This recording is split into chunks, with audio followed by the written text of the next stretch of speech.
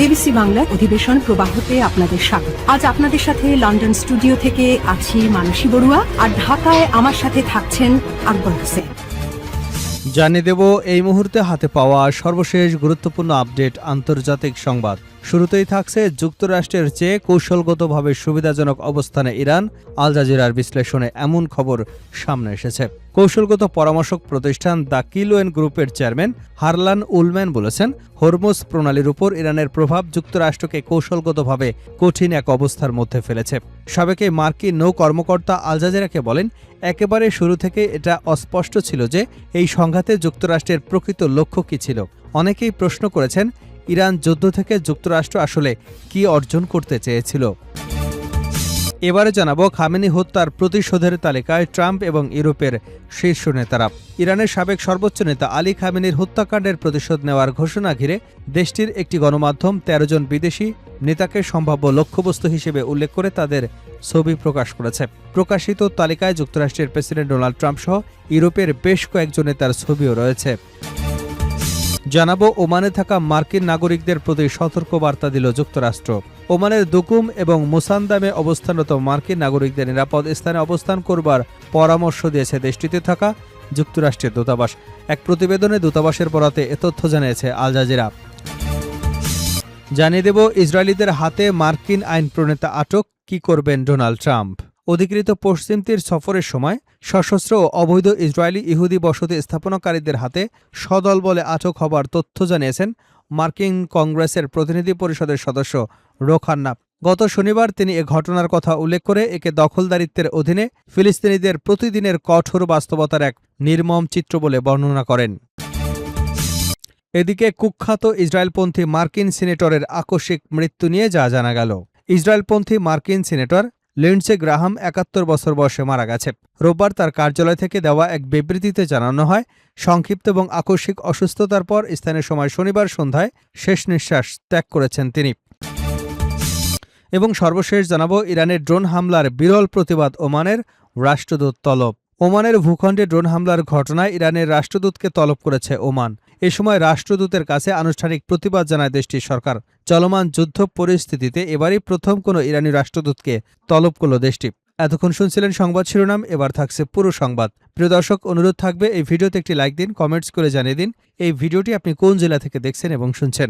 Iran Israel ফিলিস্তিনি যুক্তরাষ্ট্র যুদ্ধে আপনি যদি মুসলিমদের সমর্থন করে থাকেন তাহলে চ্যানেলটি সাবস্ক্রাইব করে বেল আইকনটি বাজিয়ে রাখুন।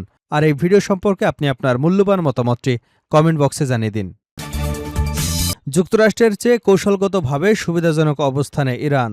কৌশলগত পরামর্শক প্রতিষ্ঠান দ্য কিলোয়েন গ্রুপের চেয়ারম্যান হারলান উলম্যান বলেছেন, হরমুজ প্রণালীর উপর ইরানের প্রভাব যুক্তরাষ্ট্রকে কৌশলগতভাবে কঠিন অবস্থায় ফেলেছে। সাবেক মার্কিন নৌ কর্মকর্তা আল জাজিরাকে বলেন, একেবারে শুরু থেকে এটা অস্পষ্ট ছিল যে এই সংঘাতে যুক্তরাষ্ট্রের প্রকৃত লক্ষ্য কী ছিল। অনেকেই প্রশ্ন করেছেন, ইরান যুদ্ধ থেকে যুক্তরাষ্ট্র আসলে কি অর্জন করতে চেয়েছিল। উলম্যানের মতে সামরিক শক্তি অনেক বেশি হলেও তাকে কৌশলগত সাফল্যে পরিণত করবার ক্ষেত্রে কঠিন সমস্যার সম্মুখীন হয়েছে যুক্তরাষ্ট্র। তিনি বলেন, যুক্তরাষ্ট্রের সামরিক সক্ষমতা অনেক শক্তিশালী, কিন্তু তারা কি ইরানের উপর এত চাপ দিতে পারবে যে ইরান তার নীতি বা মনোভাব বদলে ফেলবে?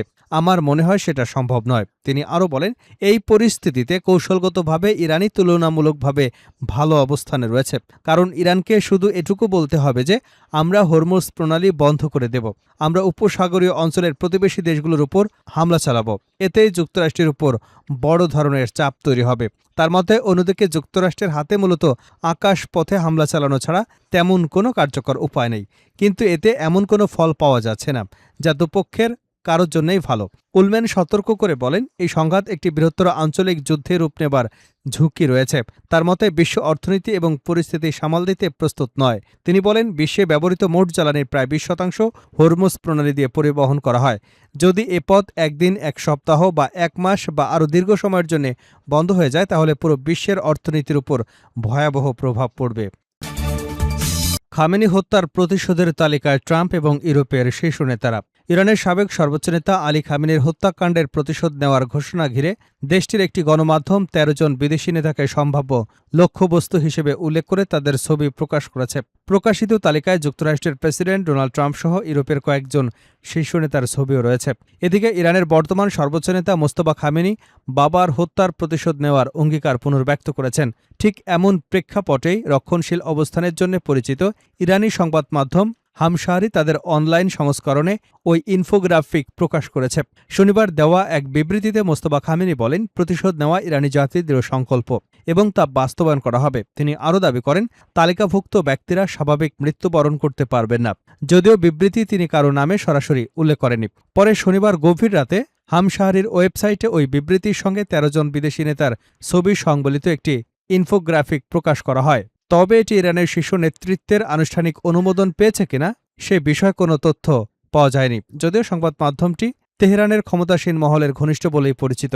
প্রকাশিত ছবিতে যুক্তরাষ্ট্রের প্রেসিডেন্ট ডোনাল্ড ট্রাম্প, ইসরায়েলের প্রধানমন্ত্রী বেনিয়ামিন নেতানিয়াহু এবং যুক্তরাজ্যের প্রধানমন্ত্রী কিয়ার স্টারমার, পাশাপাশি যুক্তরাষ্ট্রের পররাষ্ট্রমন্ত্রী মার্কো রুবিও, প্রতিরক্ষামন্ত্রী পিট হেগসেথ, ফ্রান্সের প্রেসিডেন্ট ইমানুয়েল ম্যাক্রো, ইতালির প্রধানমন্ত্রী জর্জিয়া মেলোনি এবং জার্মানির চ্যান্সেলর ফ্রিডরিশ মার্চের ছবি রয়েছে। বার্তা সংস্থা এপির প্রতিবেদনে তালিকার বাকি ব্যক্তিদের পরিচয় প্রকাশ করা হয়নি। সংস্থাটি আরও জানায়, ইনফোগ্রাফিকটি অনলাইন প্রকাশিত হলেও রোববারের মুদ্রিত সংস্করণে তা স্থান পায়নি। এর আগে ইরান অভিযোগ করেছিল, সাম্প্রতিক পূর্ণাঙ্গ সংঘাতের সময় কয়েকটি ইউরোপীয় দেশ যুক্তরাষ্ট্রকে নিজেদের ভূখণ্ড এবং আকাশসীমা ব্যবহারের সুযোগ দিয়েছে। তেহরানের দাবি, এ কারণে ওই দেশগুলো ওয়াশিংটনের সহযোগী হিসেবে পরিচিত। ওমানে থাকা মার্কিন নাগরিকদের প্রতি সতর্কবার্তা দিল যুক্তরাষ্ট্র। ওমানের দুকুম ও মুসান্দামে অবস্থানরত মার্কিন নাগরিকদের নিরাপদ স্থানে অবস্থান করবার পরামর্শ দিয়েছে দেশটিতে থাকা যুক্তরাষ্ট্রের দূতাবাস। একটি প্রতিবেদনে দূতাবাসের বরাতে এ তথ্য জানিয়েছে আল জাজিরা।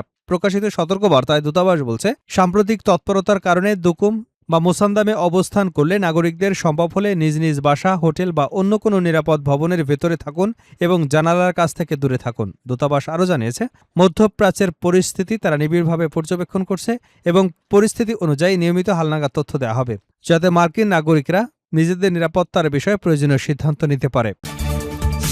ইসরায়েলিদের হাতে মার্কিন আইন প্রণেতা আটক, কি করবেন ট্রাম্প? অধিকৃত পশ্চিম তীর সফরের সময় সশস্ত্র এবং অবৈধ ইহুদি বসতি স্থাপনকারীদের হাতে সদল বলে আটক হওয়ার তথ্য জানিয়েছেন মার্কিন কংগ্রেসের প্রতিনিধি পরিষদের সদস্য রো খান্না।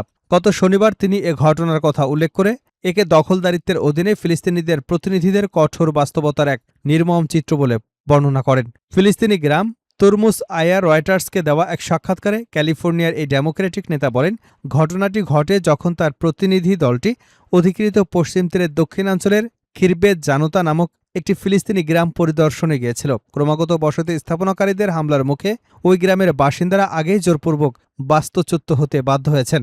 রে খান্না জানান, তারা যখন ধ্বংস হয়ে যাওয়া সেই গ্রামে এবং সেখানকার একটি বিধ্বস্ত বিদ্যালয় ধ্বংসাবশেষ দেখছিলেন, ঠিক তখনই সশস্ত্র ইসরায়েলিরা তাদের গাড়িটি ঘিরে ফেলে। খান্না রয়টার্সকে বলেন, ওরা স্কুলটি ধ্বংস করেছে, পুরো গ্রামটি শেষ করে দিয়েছে। এই গুন্ডারা আমেরিকার তৈরি M4 মেশিন গান নিয়ে এসে আমাদের আটক করে রাখে। তারা রাস্তা অবরোধ করে, এরপর তারা ইসরায়েলি সেনাবাহিনীকে খবর দেয় এবং IDF এসে ওই আমেরিকানদের পক্ষে নয়, বরং হামলাকারী বসতি স্থাপনাকারীদের পক্ষ নেয়। খান্নার সঙ্গে থাকা তার সহকারী ক্যামেরন ইস্কাগানি জানান, ইসরায়েলি পুলিশের হস্তক্ষেপ করবার আগে প্রায় 1 ঘণ্টারও বেশি সময় তাদের অবরুদ্ধ করে রাখা হয়েছিল। এই পরিস্থিতির মধ্যে প্রতিনিধি দলের সদস্যরা সহায়তার জন্য জেরুজালেমে অবস্থিত মার্কিন দূতাবাসেও যোগাযোগ করেছিলেন। ইসরায়েলি সেনাবাহিনী স্বীকার করেছে, খিরবেত জানুতার কাছে বসতি স্থাপনাকারীরা গাড়ি আটকে রেখেছে। এমন খবর পাবার পর সেখানে সেনাবাহিনী পাঠানো হয়েছিল।